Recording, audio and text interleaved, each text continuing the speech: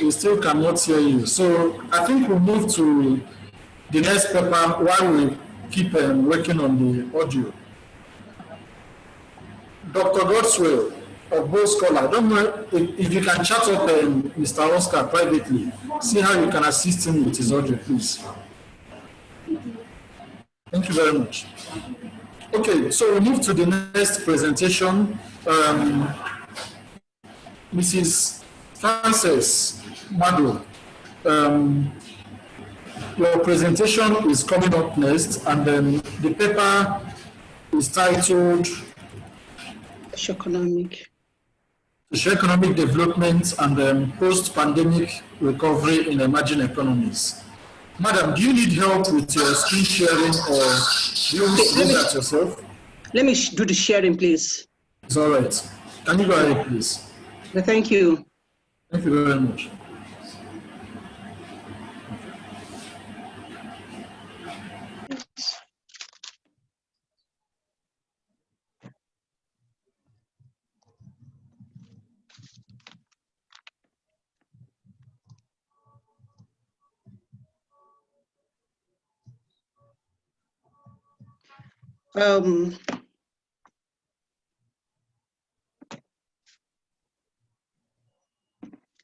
Good afternoon, all. Can you hear me? Yes. Hello, good afternoon. Okay, good, thank you. Good afternoon, ladies and gentlemen. My name is Frances Mwamaka Madu. I am here to present this talk on socio-economic development and post-pandemic recovery in emerging countries. I want to use this opportunity to say thank you for giving me this opportunity to share this wonderful lecture with you guys. And I have with me here Mr. Ejikeme Isiche from the Federal University of Ukari, Nigeria, and Dr. Vincent Onodugo of the Department of Management, University of Nigeria, Enugu campus. So I am the objective of this study is for us to determine the institution, the role of institutions in establishing competent and sustainable socioeconomic development in emerging economies. Firstly, we have to know what we are talking about here is the coronavirus.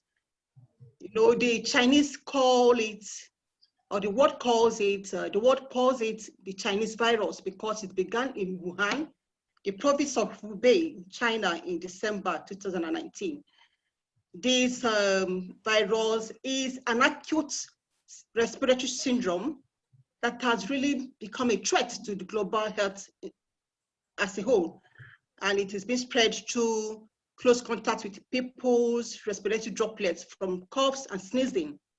And due to the containment, due to the spread of this virus, the governments all over the world impose restrictions on people's movements and activities, and also economic activities to contain the spread of the virus.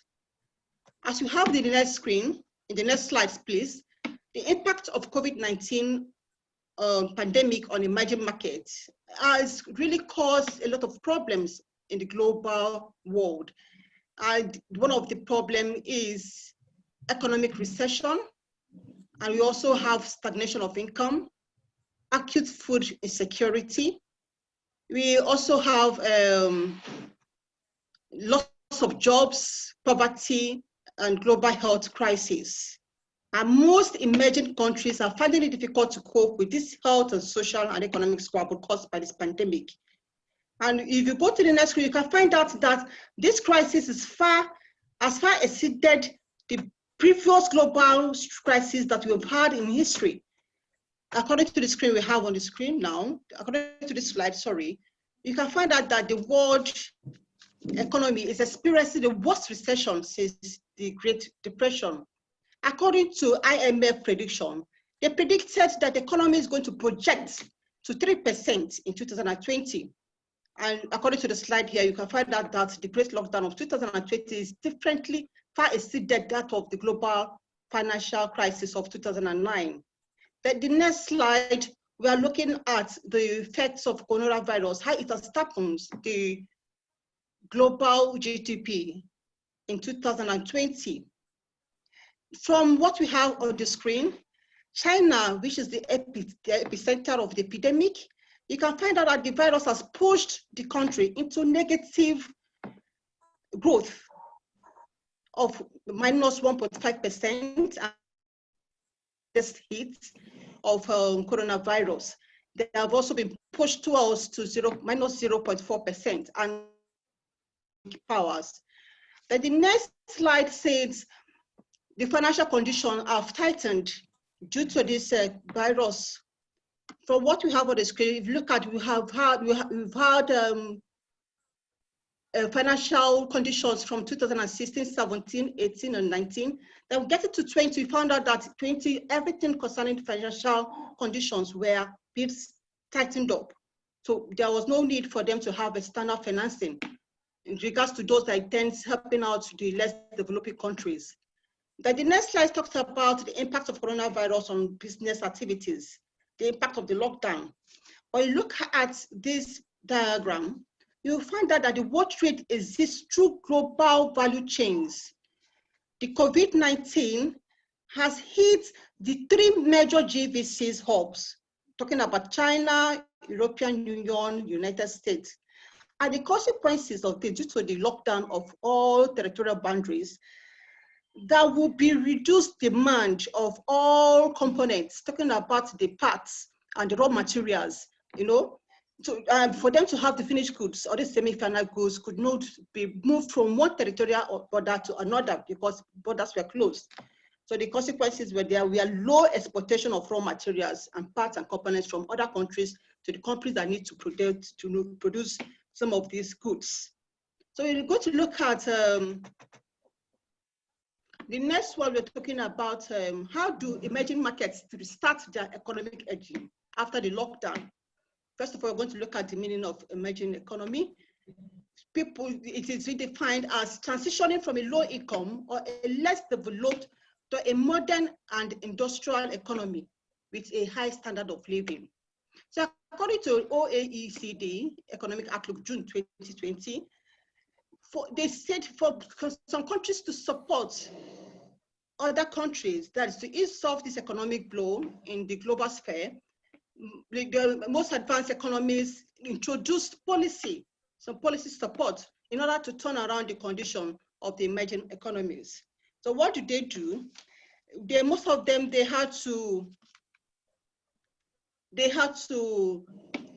release funds, what they call external financing, making sure that the prices of exchange rates were being brought to minimal rates so that people were able to transact in the global sphere.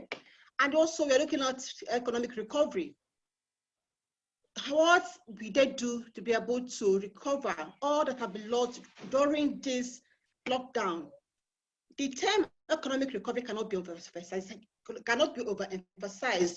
when you want to talk about socio-economic development. So the recovery phase can facilitate prosperity and resilience action, which will contribute greatly to the long-term potential and sustainability of the country's development channels. So there are some institutions and government that partook during this period to be able to make sure that everything in regards to financial conditions were being brought back to normal. We're looking at the World Bank and the International Monetary Fund and other regional development banks or central banks. Most of them, they release funds, firstly to the health sectors. They invested in health, releasing funds to many governments, mostly to these less developing countries, to strengthen their healthcare system and build supplies of medical equipment. They also engage in using tests, track and trace to isolate and disaster strategies to limit the outbreak of the virus. And also we also going to talk about ensuring that global cooperation is being developed while they're distributing these vaccines and treatments to other developing countries. So we're looking at how they help people to transit from the hardest hit, from what they're suffering now, being able to transit to a viable environment. What they did was to help people and businesses in hard hit sectors to move into activities that were able to strengthen and protect their income. And also they facilitated rapid firm restructuring and also accelerate digitalization. They also maintained liquidity support and prepared for renewal of financial turmoil. We're also going to look at how the recovery went on. Most of them built resilient supply chains with larger stocks and more diversification of sources. They kept the interest rate low and ensured that transaction policy supports of all the economic activities. You're also going to look at how they invested public finances for the well-being of people and focused on fairness. So the next slide is going to talk about the theories, because we are here to review, actually did a review of all economic development theories that have been used in history ever since they've experienced several financial global crises.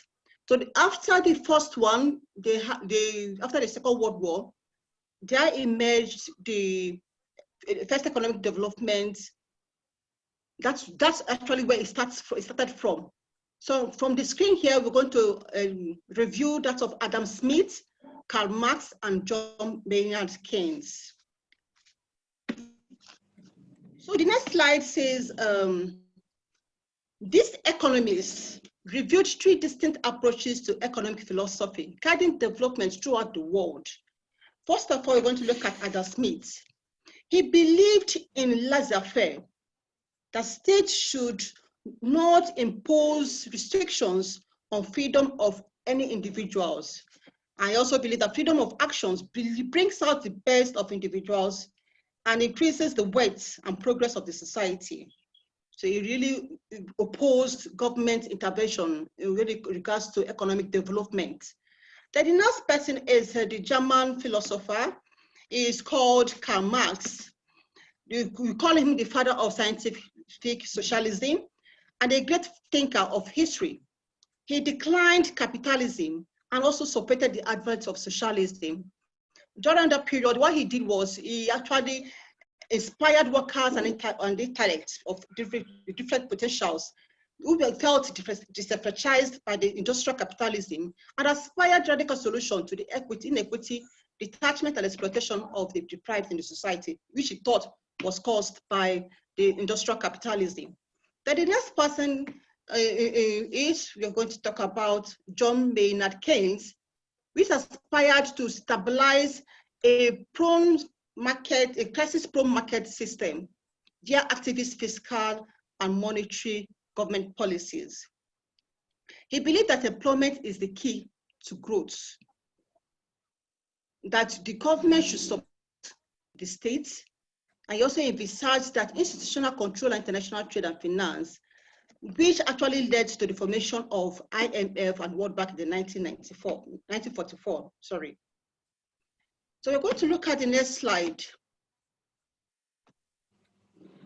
What is, so according to Keynes, I've just told you that he also actually proposed so many policies on employment.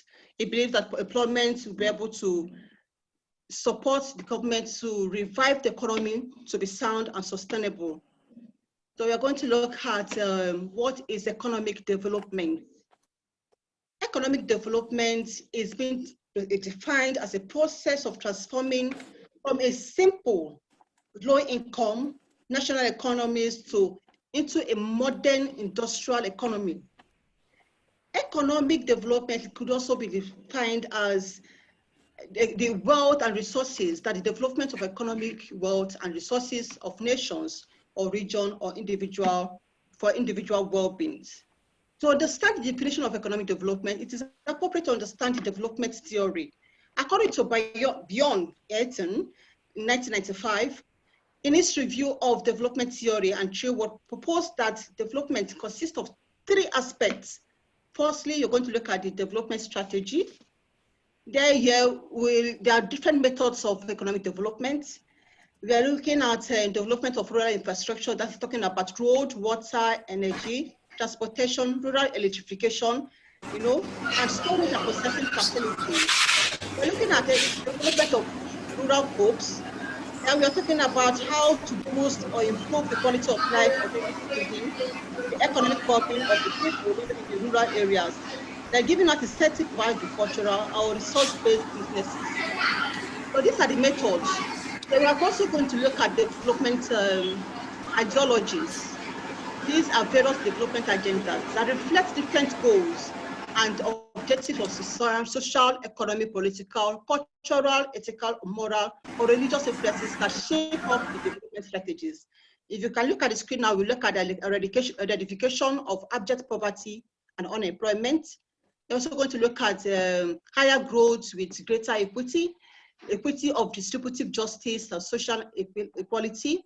And we're going to look at food development of human potentials and creativity. These are the ideologies which most of all these international institutions or international agencies have also propagated towards ensuring economic development in less developing and underdeveloped countries.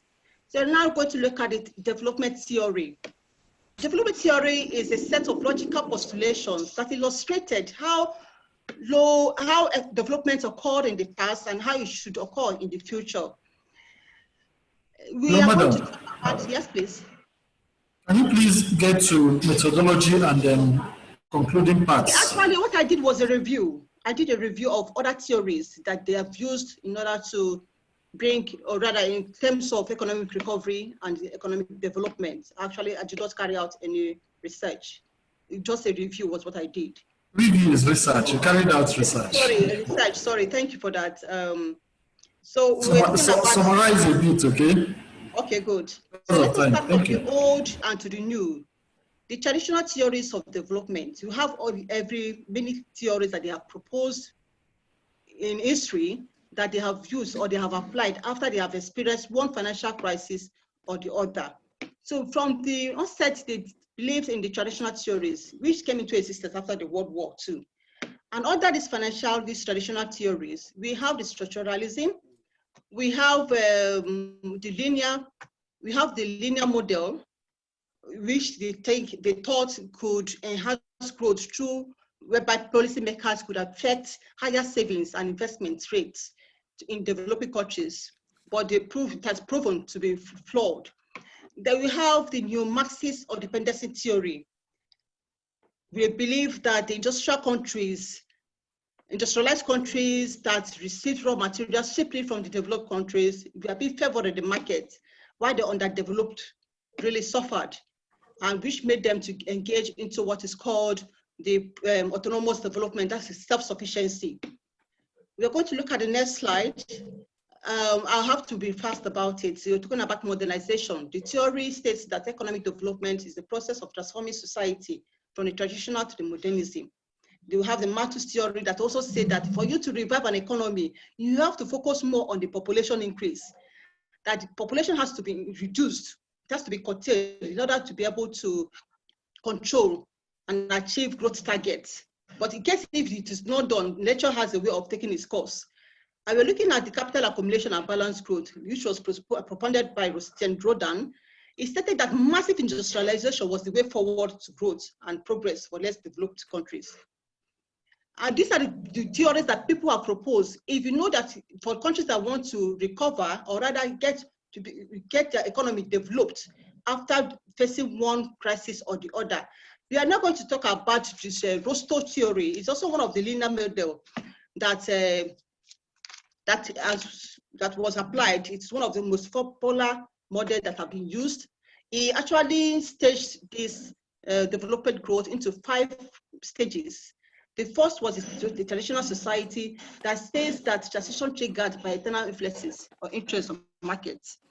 They're talking about the precondition stage and also the take-off stage, the drive to maturity, then high consumption. This is according to Rousseau, that this development, economic development, must undergo these 5 stages if they know they are going to have a viable and a sustainable economy. The next one is the inadequacies of what these theories.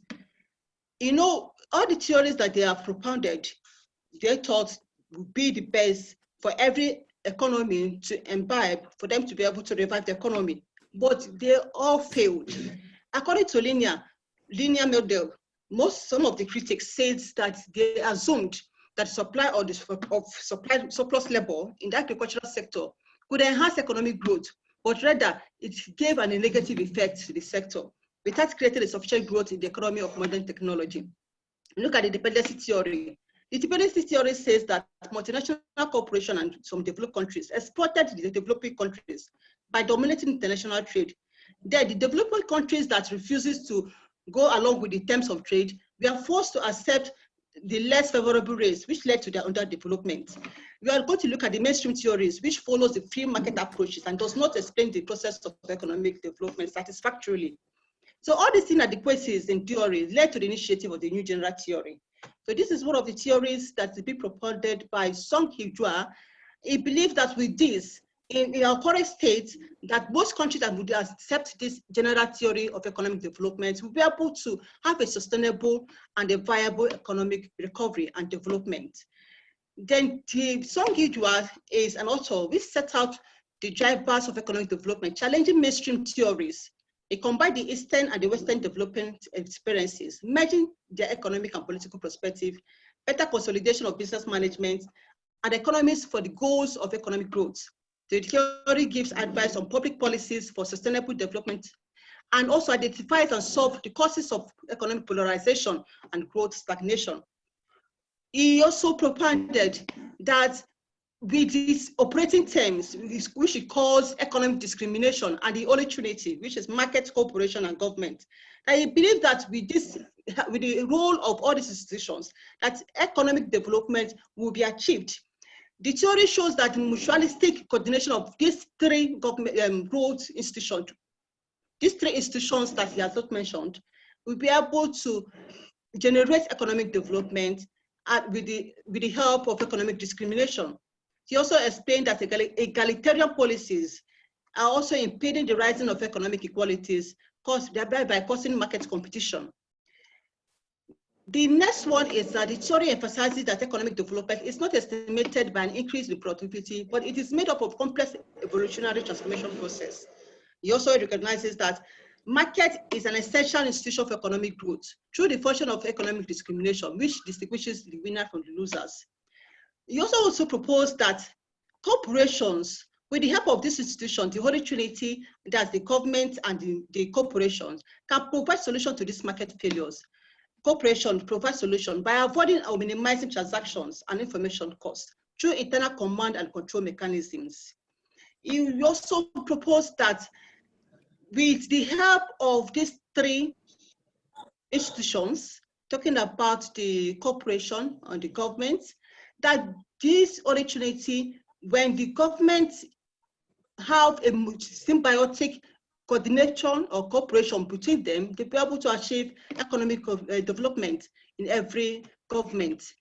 So look at the criticisms of this general theory. So people believe that it did not elucidate how society may develop and apply institutional policies, which may invite substantial political changes.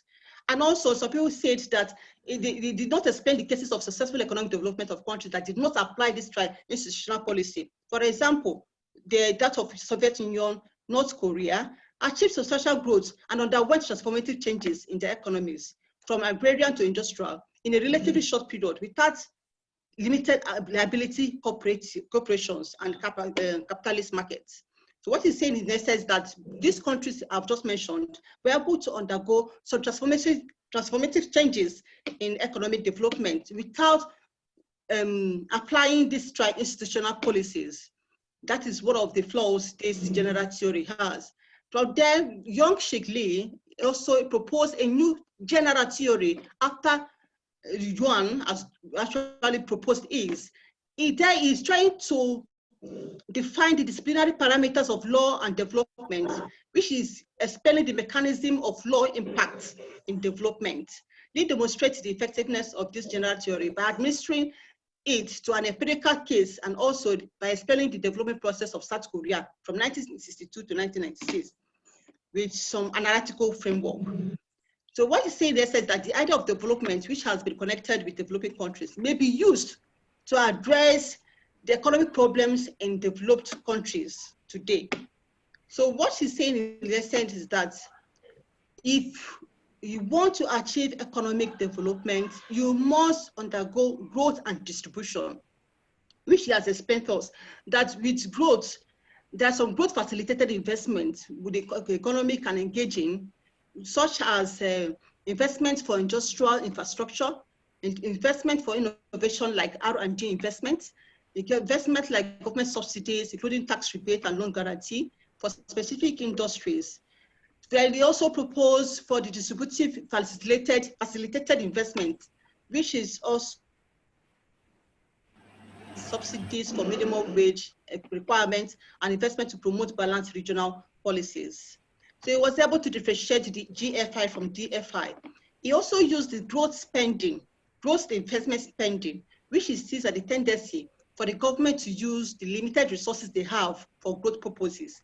So when the capital income of every nation is low, there will be a greater need for a development-minded government to use the resources for growth to improve national income and escape poverty. So this is what he has stated. And he also make it clear that GIS figure is a set of government expenditure to enhance economic growth, which involves transfer to and research and development support. While distributive investment spending is figured as planned from welfare spending ranging from transfer to household and expenditure or public care. So countries like Germany and France applied these policies in the 1960s. So we are looking at another policy that the new general theory also proposed. Is talking about the initiating economic development. Madam, can you please round up?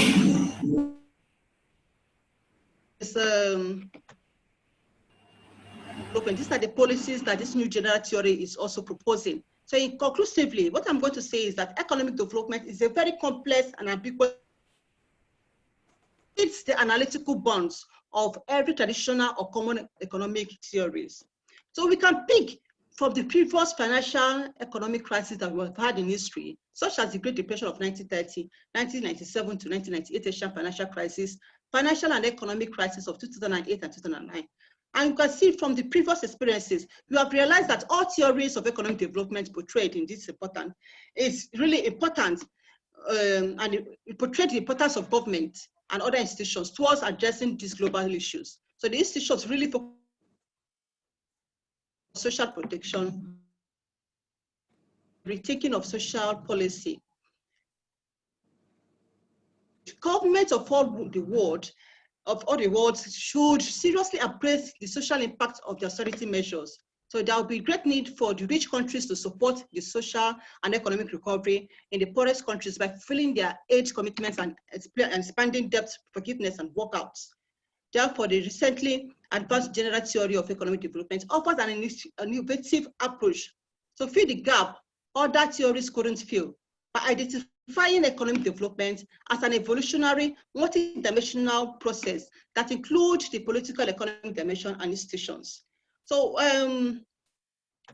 so that is all. According to Antonio Guterres, the Secretary General of the United States, he said, everything we do during and after this crisis must be with a strong focus on building more equal, inclusive, and sustainable economies and societies that are more resilient in the face of pandemic, climate change, and the many other global challenges we face.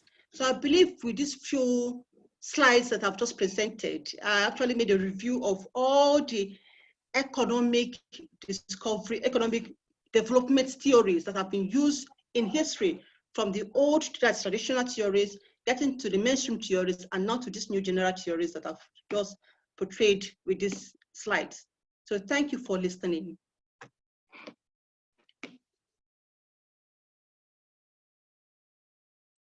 Thank you very much, Madam, for the